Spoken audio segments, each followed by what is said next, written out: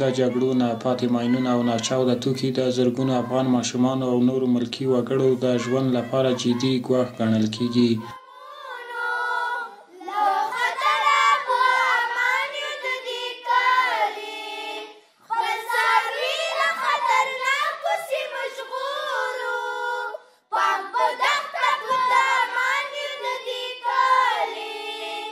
د ماین پاکۍ نړیواله ورځ لمانځل کېږي. هغې د نندارتون په خاطر باندې موږ دغه شیان د نمایش په خاطر راوړي دي. هغه معلولین چې هغو پښې کته شوي دي هغو دپاره موږ دغه پروسیزونه راوړي دي. چیزای به نمایش خواندیم که برای قربانیان این است که استفاده کنه، ویلچیر و توالچیر و اکسلری و سمپلیستیک و غیره. د کابل په انټرکانټیننټل هوټل کې د ماین پاکۍ د نړیوالې ورځې د نمانځنې په مراسمو کې د پیښو په وړاندې د چمتووالي ملي ادارې او د ماین پاکۍ د نړیوالو بنسټونو استازو وویل په افغانستان کې د تیرو جګړو او ناخوالو له امله ډیری ناچاوده توکي او ماینونه پاتې شوي چې د ګڼ شمېر ماشومانو، کوچیانو او نورو کلیوالي خلکو ژوند له ګواښ سره مخ کوي. تقریبا د میاشتې په افغانستان کې د 50 کسو په شاوخوا کې کم یا زیات د ماینو ښکار شوي 50 کسه یا 80 کسه دغه خوږېږي په ماینو باندې، چې دا تعداد چې دی کله کله ډېرې کله لږې او روزانه چې موږ ته معلومات کېږي دا د کم خلک ډېر د دې ښکار کېږي دا په افغانستان کې په ډېر مسکنت دی. نو دغه ماشومانو دا کوچیانو دا ګرځي په دغه انبارو په دې خرابو کې ګرځي، په اوسپنه پسې ګرځي، د دې سر نه خلاصېږي. هغه یو د اوان مرمۍ پیدا کړي او بل شی پیدا کړي او سرګلوله پیدا کړي، دوی د اوسپنې په خاطر راټوله کړي چې راټولوي یې چې اوس یې هلته د اوسپنې په نامه خرڅه کړي، هغه بیا د بند پټاو سي. نو دا کشنیان اکثر یا شهیدان کې او یا معلولین کې چې پښه او لاس یا داسې ورپرې کړي. نو په دې خاطر چې د خلکو به دا فکر چې جنګونه خو ختم شول، ماینونه ختم دي. نو ماینونه ختم نه دي، یوازې ماینونه هم نه دي، دغه د جنګو مرمیو سرګلولي او نور شیان دا په د انبارو په دغو ځایو کې پراته دي چې اکثره خلک یې ښکار دي. د ماین پاکولو د پروګرام مسؤلینو وویل که څه هم له کلونو را پدې خوا په افغانستان کې د ماین پاکولو پروګرام پر مخ روان دی، خو لا هم 1150 کیلومتر مربع سیمه کې ماینونه او ناچاوده توکي شتون لري چې په دې برخه کې جدي هڅو ته اړتیا لیدل کېږي. د جګړو پر مهال په میلیونونو د پرسونل او وسایطو ضد ماینونه ښخ شوي او همدارنګه په میلیونونو ناچاوده توکي د هیواد په بېلابېلو سیمو کې پاتې شوي دي چې د خلکو ژوند ته جدي ګواښ پېښوي او پاکول یې بسیار مهم دي.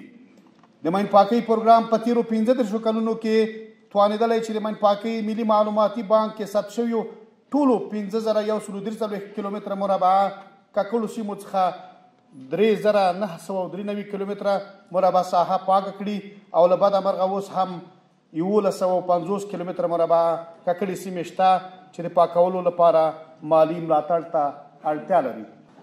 د راپورونو په بنسټ تر اوسه تقریبا 50,000 بېګناه خلک او هیوادوال د ماین او ناچاوده توکو له امله په شهادت رسېدلي دي او یا هم معلول شوي دي چې تقریبا 80% کوچنیان دي. د اقتصاد وزارت مرستیال د ماین پاکولو له ادارو څخه مننه وکړه. ویل کله چې کرنیزې او نورې ځمکې له ماینونو پاکیږي د هیواد د وګړو په اقتصادي پیاوړتیا هم مثبت اغیز کوي.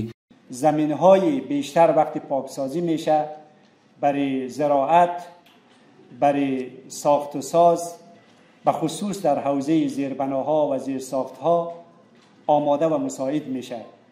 بنابراین خود این روند میتونه در رشد و توسعه اقتصادی کشور مهم ارزیابی شود.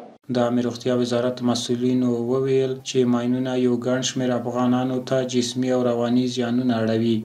حوادث ناشی از ماین‌های زمینی علاوه بر آسیب‌های جسمی می‌تواند منجر به مشکلات روانی جدی شود.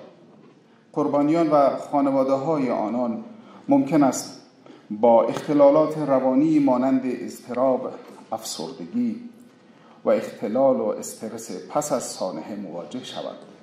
د ایران سفیر هم په دغه مراسمو کې ګډون کړی و او له نړیوالې ټولنې او ګاونډیو هیوادونو یې غوښتنه وکړه چې له افغانستان سره د ماین پاکولو په برخه کې همکاري وکړي.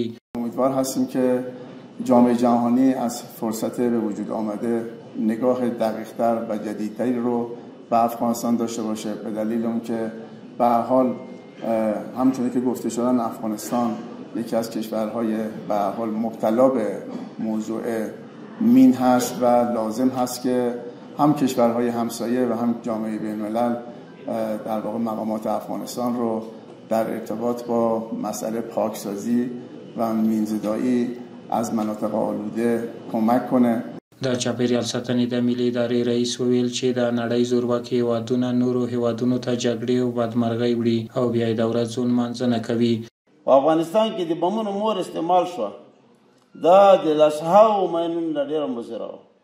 افغانستان تر اوسه پورې که موږ ووایو چې د ماین پاکۍ په سلسله کې دي یا د مختلفو امراضو په سلسله کې دي یا دلته چې کوم ممنوعه وسلې او باروت استعمال شوي دي د هغې نه چې په افغانستان کې کوم مختلف امراض پیدا شوي دا د چا د خوا نه پیدا شوي؟ د زورواکانو د زورګویانو د خوا نه پیدا شوي.